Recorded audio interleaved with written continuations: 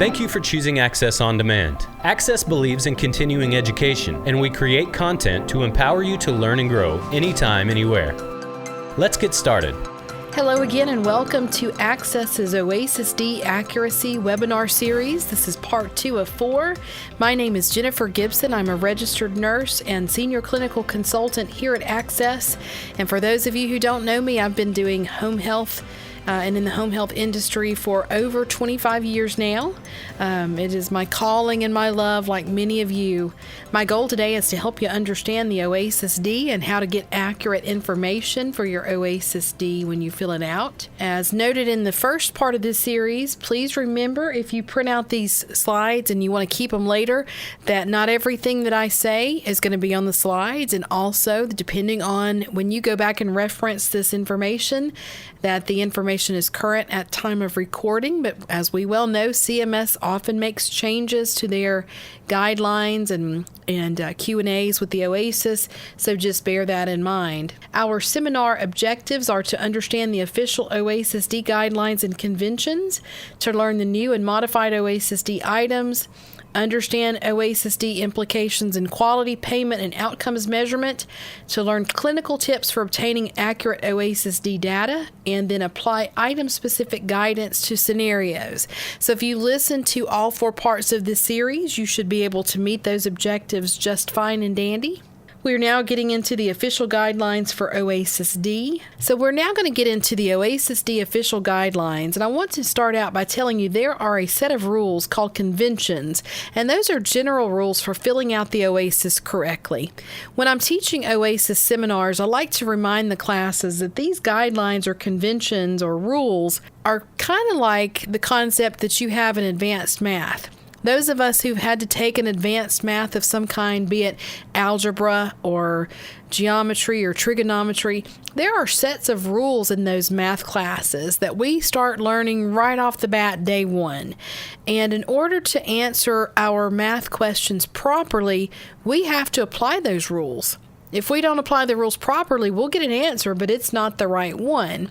And so a similar concept in OASIS is true, and the official guidelines and conventions are like those rules. We need to learn them and apply them as we're filling out the OASIS, because if we don't, we'll get an answer, but it's not going to be the right answer. And as we learned in the part 1 of the seminar, the OASIS, remember the acronym for the OASIS itself, the OASIS items are not necessarily head-to-toe items. They are more geared toward being able to identify the patient's outcomes. It's an outcomes assessment instrument.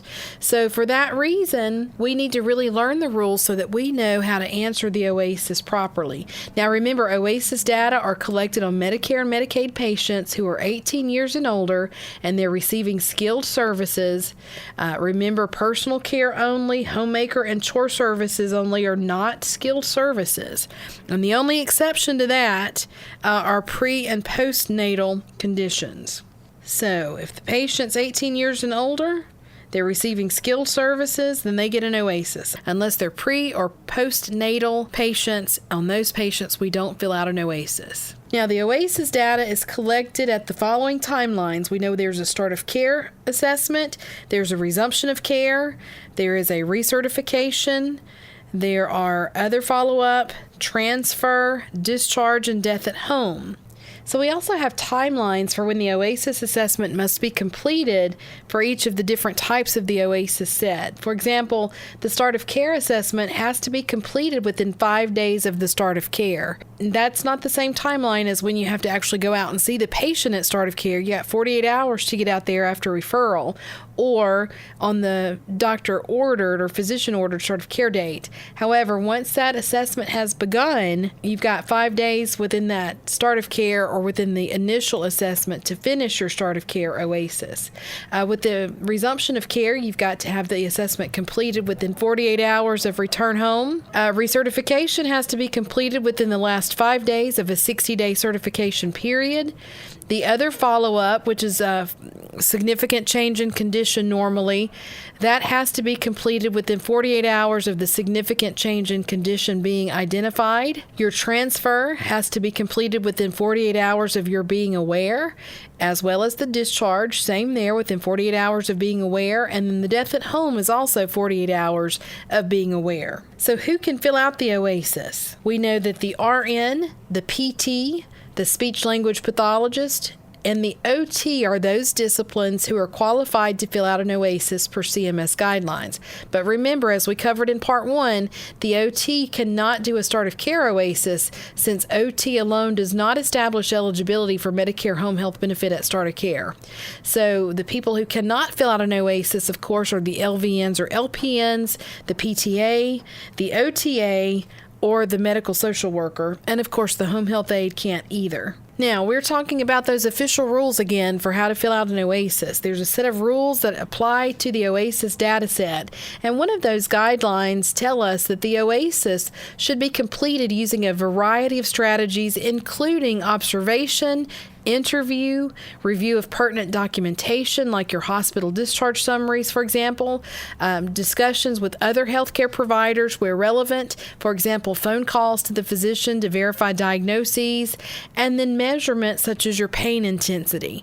Now you notice there are 5 different ways or different strategies involved in answering an OASIS, and I like to bring this up just as a reminder for the clinicians. Remember, we talked about in Part 1 that it's tied to the COPs that this OASIS has to be accurate, has to accurately reflect the patient's status at the time of the OASIS assessment. In order to get an accurate assessment, we can't just sit there and interview the patient and put them on the spot. That may be a quick way of doing it, but you're not going to get accurate information.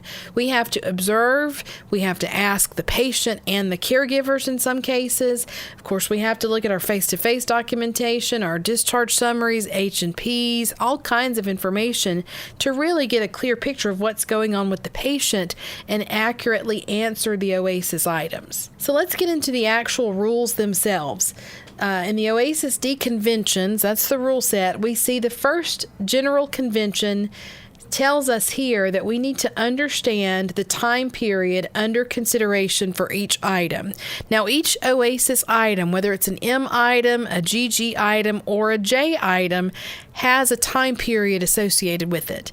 If that item doesn't tell you a different time period, your general rule is to report what is true on the day of assessment unless another time period has been indicated in the item or the item-related guidance. And when it says day of assessment, it's talking about the time the clinician is in the home as well as the 24 hours preceding the home visit. So if you're going out and you're looking at ADLs, for example, you want to know how the patient is doing with their bathing or their toileting. We're not asking them how they bathed or toileted before they got sick. We're asking specifically what this time period is looking at the day of assessment, the time I'm in the home. So if I'm there from 10 o'clock in the morning till noon, we're looking at from noon today until noon yesterday specifically. Now, when you keep that in mind as you're filling out an OASIS, that can greatly change what your OASIS answer is, because you're only looking at that period of time. They just got out of the hospital. They're probably not going to be doing exactly what they were doing a month ago or a week ago or whatever else. Now, I want to stop here for just a moment too and remind you that whenever you're doing this OASIS, again, you're not just asking the patient, but you will have to incorporate some interview into this. You wouldn't just want to ask the patient, can you bathe yourself? Can you dress yourself? And they answer, and then you tell them, well, tell me how you do that. They're going to think that you're crazy, number one. And number two, we have to remember these patients are vulnerable. They're losing their independence. They're sick. Some of them have multi-comorbidities going on, and they don't know you. Quite often, you're a new face to them, and you're in here asking them everything under the sun about how they're able to function and be in this home. And they have legitimate worries that if they answer these questions wrong, then they're looking at going back into a facility, or they're going to lose more of their independence or something. And they're afraid if they answer these wrong, then they're going to end up in the home, basically. And nobody wants to go in the home, right? They want to be at their house. We all want to when we're sick, and home is a comfort place. So remember, as you're looking at the OASIS items, don't put that patient on the spot. Combine the methods. But again, your time period under consideration, unless the OASIS item tells you otherwise, is reporting what's true on the day of the assessment. And the day of the assessment is the time you're in the home as well as the 24 hours preceding that home visit. The second rule says for OASIS purposes, a quality episode must have a beginning and a conclusion to be considered a complete quality episode. So we need to know the difference between the two types of episodes. Number one, you've got a payment episode, and we talked about this in part one. The payment episode is literally that 60-day episode that we see on our care plans. It's the from and through dates. We're familiar with that, and that's usually what we're talking about when we talk about an episode. However, there is a quality episode, and that episode starts with the start of care to the end of care. For example, the beginning would be either a start of care or a resumption of care, and then there's a conclusion, which is a transfer or a discharge. Now, the reason that's real important, there are some items that want to know what's going on with the patient at the time of the visit, but there are other items that are process of care data items, and the process items document whether certain evidence-based practices were implemented. We have process items collected at start of care and resumption of care, and they document the assessment and care planning interventions, like whether or not the patient's at risk for pain or falls or pressure ulcers, or whether or not interventions to address conditions were incorporated into the plan of care. And we see those within the 5-day window or the 2-day resumption of care window is when these are generally asked. The process items collected at transfer and discharge include documentation of interventions implemented as part of the patient care at the time of or since the most recent start or resumption of care. They might require the clinician to review documentation of care. And when they say that, they're not just talking about, if I'm a nurse, I'm reviewing all the nursing care, but rather I'm reviewing all the care that's been given in this quality episode. For example, it may be asking whether or not the patient received a flu injection. And it tells you to go back to the most recent start or resumption of care and see if that episode of care occurred during the flu season, and if so, did the patient receive a flu shot? So that requires us, number one, to know what they're talking about when it talks about the flu season being during this episode. It's not the 60-day episode, but rather the care episode or the quality episode. So we're going back to the most recent resumption of care or the most recent start of care, whichever's happened last. And then we're looking back at all the care that's provided by the clinicians, all the documentation to see whether or not the patient got the flu shot.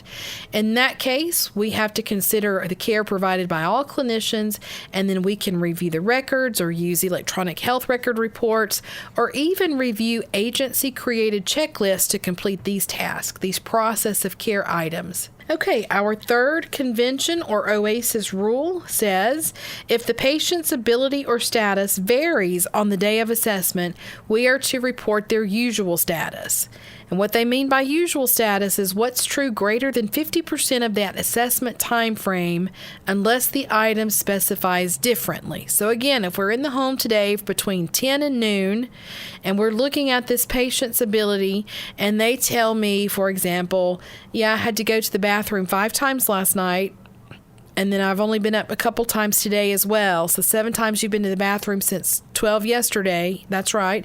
How many times did you go into the actual bathroom versus how many times did you use the bedside commode?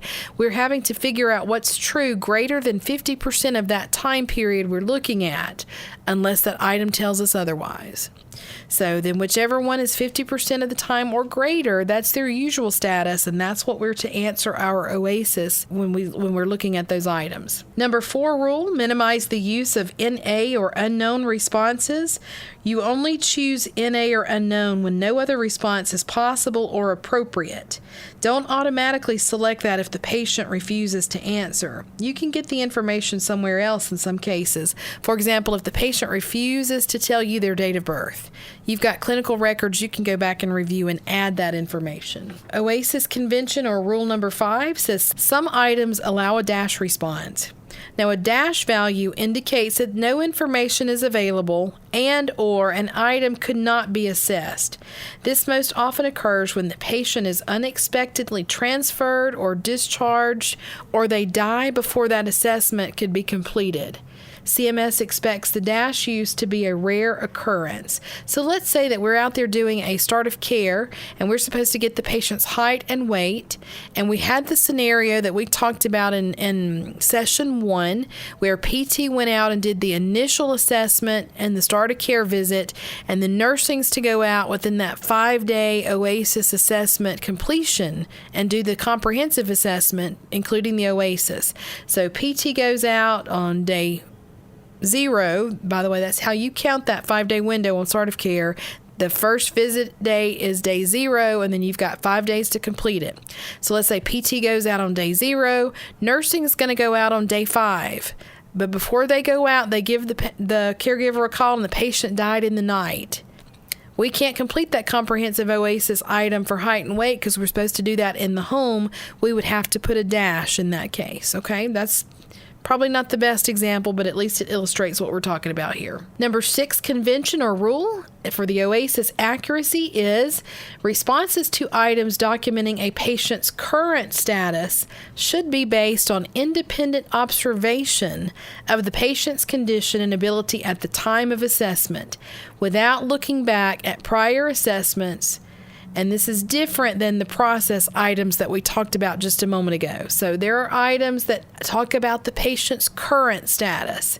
We need to be able to evaluate the patient independently, actually observe them performing as much as possible, whatever this question's asking.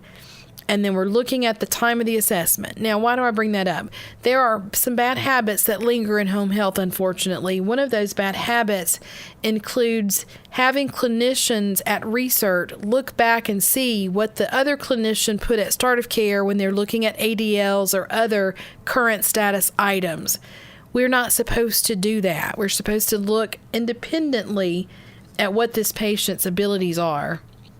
Unless it's a process of care item, like we talked about the flu injection, that's perfectly fine to look back for those items. It requires that. But current status is based on independent observation of the condition and ability at the time of assessment. OASIS Convention number 7, we are to combine observation, interview, and other relevant strategies to complete the OASIS data items as needed. Physiologic or functional health status should be assessed by direct observation. That is the preferred strategy. Be careful not to put the patient on the spot to prevent inaccurate findings. Now, those of us that are seasoned home health clinicians, we've probably come up with some pretty good ways to figure out how to assess the patient without putting them on the spot. For example, with the GG question, and we're going to see that in the next session, that has to do with mobility. When we're talking about having the patient move side to side in the bed and then sit on the side of the bed without trunk support and then stand. You know, if you're sitting there telling the patient, I need to see how you roll around in the bed, they're not going to give you an accurate performance, perhaps. They're going to know what you're looking for, and they're going to do a really good job, which may not be their usual ability whatsoever. However, if we get a little creative and keep from putting them on the spot, because maybe we tell them, you know what, I need to check your blood pressure lying, sitting, and standing, and so let's walk back here to the bedroom. And I'm going to have you lie down on the bed, and we're going to check your blood pressure lying down, and then we're going to have you sit on the side of the bed. I'm going to check it again to see if it's dropping, and then we're going to stand up and see if your blood pressure drops, because that might be an indication that you're not getting enough fluids or whatever. You know, you tell them that, and while that's true, you're doing a thorough head-to-toe cardiopulmonary assessment, you're also able to assess their mobility without putting them on the spot or asking them. So those are some strategies, for example, that you can incorporate. And there are many, many others to keep from putting the patient on the spot. All right, OASIS Convention number 8. When the OASIS refers to assistance, this means assistance of another person. And when we're talking about assistance in the OASIS, this includes verbal cues and or supervision. It includes reminders, and it includes physical contact, as well as standby assistance for safety. So remember, when you're looking at an OASIS that's talking about assistance, remember, we're asking or trying to determine if the patient can do these things independently and safely. So if it requires assistance to do it safely, we are to consider that assistance as well. All right, OASIS Convention number 9, complete the OASIS items accurately and comprehensively and adhere to skip patterns. This one's really not a big deal anymore because thanks to electronic health records, quite often the skip patterns are already built in, and as you answer one question, it either opens or closes the next item and make sure that you're adhering to the skip patterns. However, back in the day when this stuff was on paper, and or if you're still using paper, it can get confusing and you can sometimes forget to skip items that maybe you didn't need to fill out at all. But the rules tell us make sure we adhere to the skip patterns. Number 10, I think, is kind of crazy. It tells us to understand the definitions of the words used in the OASIS. And that always kind of cracks me up. It's like, what's CMS trying to tell us here? Hey, dummy, make sure you understand what we're saying. And I don't know that that's what they mean, but then again, we do understand that in the COPs, they told us what specifically a verbal order was, like we didn't know what that is. So as I teasingly tell my classes, apparently there are those who walk among us who do not understand the definitions of the words. So they have a rule here that says you need to understand the words used in the OASIS. If you're new to home health, I kind of get that because we do have jargon that's not used in other settings. And don't be embarrassed to ask if you don't know, because if this is new to you, you're not expected to know it. Everybody who knows this stuff, somebody else taught them or they learned it at some point. So don't be intimidated, but you do need to understand what those words mean in order to answer your OASIS accurately.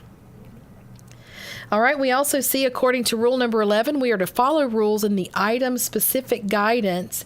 We're going to get into item-specific guidance for our new GG and J questions in parts 3 and 4. Those items are found in Chapter 3 of your OASIS-D guidance manual. The number 12 convention or rule for OASIS says stay up to date with evolving CMS OASIS guidance updates. Now, because OASIS-D is a brand new item set starting January of 2019, we're going to receive a lot of clarity going forward on how to answer OASIS-D items. CMS may post updates to the guidance manual up to twice per year, and they release OASIS Q&As quarterly. So if you're in management, part of your task is to keep up with these changes in the OASIS, and as these OASIS Q&As come out quarterly, make sure you in-service your staff with clarifications and answers as they come out so that we make sure we're keeping up with these guidance updates, because they will be evolving, I assure you. All right, OASIS-D convention or rule number 13. Only one clinician may take responsibility for accurately completing a comprehensive assessment.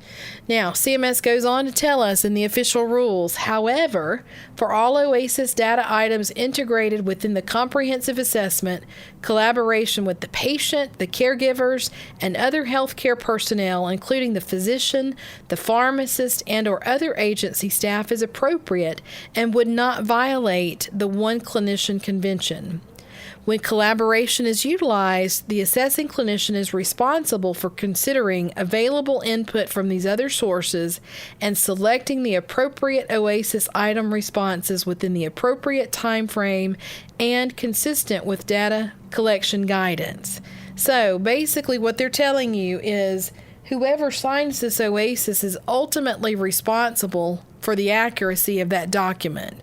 However, it is okay for us to talk amongst ourselves and within the healthcare team and weigh in what you're being told within that assessment window period of time and make the ultimate decision as to how that needs to be answered. That item should be answered. Now, I'm quoting here from the OASIS guidance manual. It tells us here, agencies may have the comprehensive assessment completed by one clinician. If collaboration with other healthcare personnel and/or staff is used, the agency is responsible for establishing policies and practices related to collaborative efforts, including how assessment information from multiple clinicians will be documented in the clinical record, ensuring compliance with applicable requirements and accepted standards of practice. All of that just to say, You as an agency will need to make sure that you have policies and procedures in place talking about how you're documenting coordination of care. If, for example, your PT-only case, your physical therapist is going to do the OASIS, but you don't have the PTs do the drug assessment, the medication reconciliation, they fill out the form and then they send that in to somebody in the office who reviews for drug interactions and so on. When that RN completes that assessment, you should have a policy and a process in place that says the RN is going to communicate that back to the therapist, go over the findings, they're going to have a conversation, and then make sure that that M90 date is updated with when that handoff happens and that happens within the time frame for that assessment. In other words, if PT went out on Monday, completed the comprehensive assessment and the drug regimen review, and Monday is day 0, the start of care date. When they turn that in 24 hours, someone in the office, the RN, reviews the med profile, sees that there are no drug interactions, and on day 3, they call the physical therapist back and let them know that there were no drug interactions found, then that needs to be documented in the chart. That conversation happened, and then the PT would change M90 to whatever Wednesday's date is, rather than putting Monday there, okay? So those are some of the things you have to bear in mind when you're looking at this one clinician rule change. It also tells us in the OASIS guidance manual that although one clinician must take responsibility for the comprehensive assessment, collaboration with the patient, caregiver, and other healthcare personnel, including the physician, pharmacist, and or other staff, is appropriate. For items requiring patient assessment, the collaborating healthcare providers must have had direct contact with the patient. Now, direct contact, that doesn't necessarily mean in the home contact. We have seen CMS tell us and clarify that this could be done through telemonitoring or video conferencing and so on. And one example they gave us would be if, for example, you have a clinician in the home and they're trying to deduce the stage of a pressure wound. And there's some slough or eschar, there's some yellow stuff in this wound, and this nurse is not a wound expert. They're not real good at seeing what that is. They are able, through a HIPAA-compliant video conferencing, get in touch with the wound ostomy continence nurse who is located at the central intake office and video conference and see the wound through the video with the WOCN at the office and have that WOCN guide them as to this is a tendon or this is slough or there's more than 25% slough in this wound bed, so this is going to be this, that, or the other, helping them stage that wound according to OASIS guidance, for example. That's included in direct contact with the patient. But just make sure you understand that you can't just ask anybody. They have to have had some direct contact with that patient. The one clinician rule as far as discharges say, in the case of an unplanned or unexpected discharge, that's an end of home care where no in-home visit can be made, the last qualified clinician who saw the patient may complete the discharge comprehensive assessment document based on information from his or her last visit. By the way, I'm stopping here just long enough to let you know that's changed. Remember, before we had this one clinician rule change, we would have had to go back to the last OASIS document. Because of this change in the one clinician rule, the qualified clinician who saw the patient last can complete that comprehensive assessment document based on info from their last visit. Again, who's the qualified clinician? PT, OT, ST, or RN. Then it goes on to tell us the assessing clinician may supplement the discharge assessment with information documented from patient visits by other agency staff that occurred in the last 5 days that the patient received visits from the agency prior to the unexpected discharge. The last 5 days that the patient received visits are defined as the date of the last patient visit plus the 4 preceding days. So if I find out, over Christmas holidays, the patient's daughter came in, visited the mom, and then took them back to Oklahoma from Texas, and then they call after Christmas and said, you know what, mom's going to be staying with me. She's not coming back to her house. I just don't think it's safe for her anymore, so go ahead and discharge the patient. And maybe the last day that we saw that patient was the 22nd of December. and this is now the 28th of December. If I was the RN, PT, OT, or ST who saw the patient on the 22nd of December, I can fill out that discharge for that day based on my assessment that day. Furthermore, I can go back, and if there's functional items talking about bathing and dressing, and I was the RN out there on the 22nd and OT went on the 21st, I can consider their assessment findings when I'm filling out my OASIS discharge as well. Again, the last 5 days that the patient received visits are defined as the date of the last patient visit plus the 4 preceding days.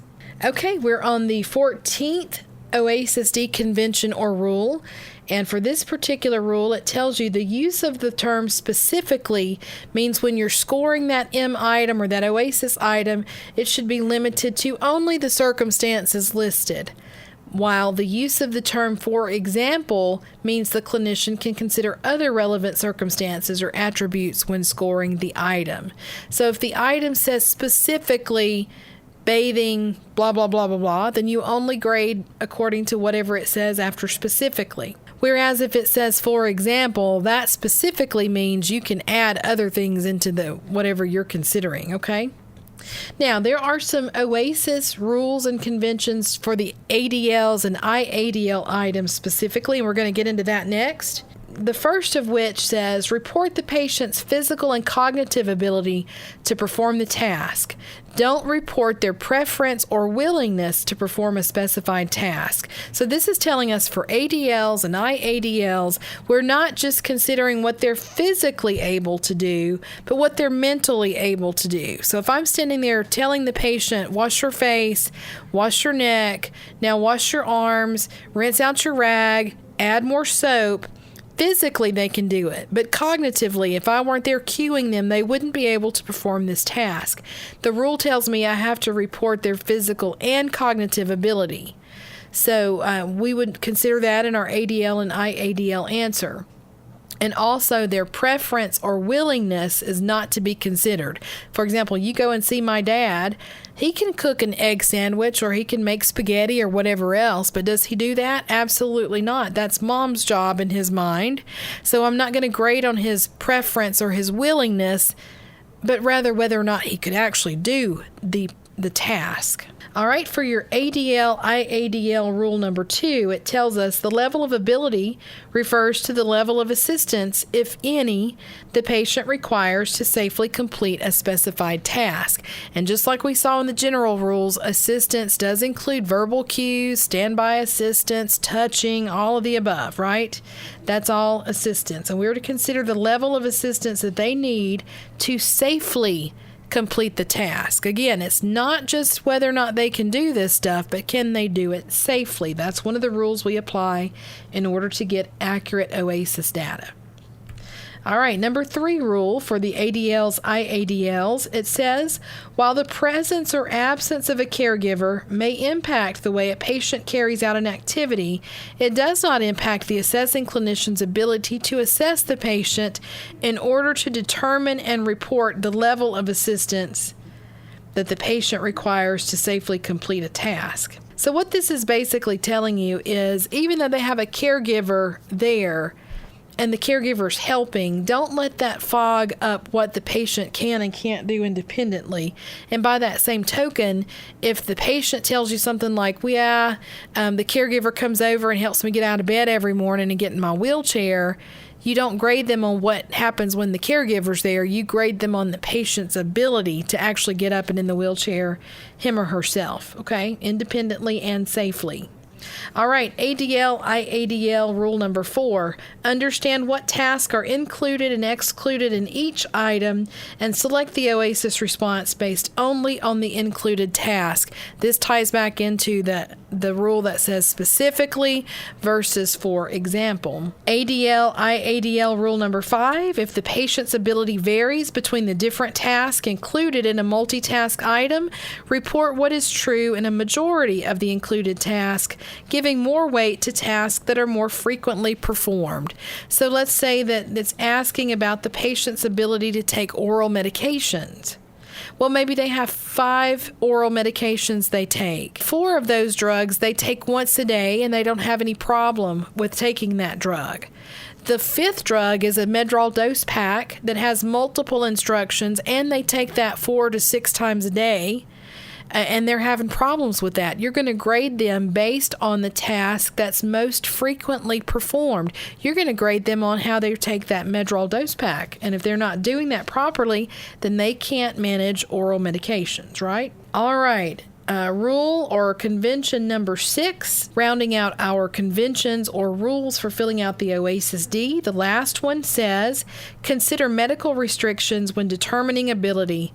For example, if the physician has ordered activity restrictions, consider this when selecting the best response to functional items related to ambulation, transferring, bathing, etc.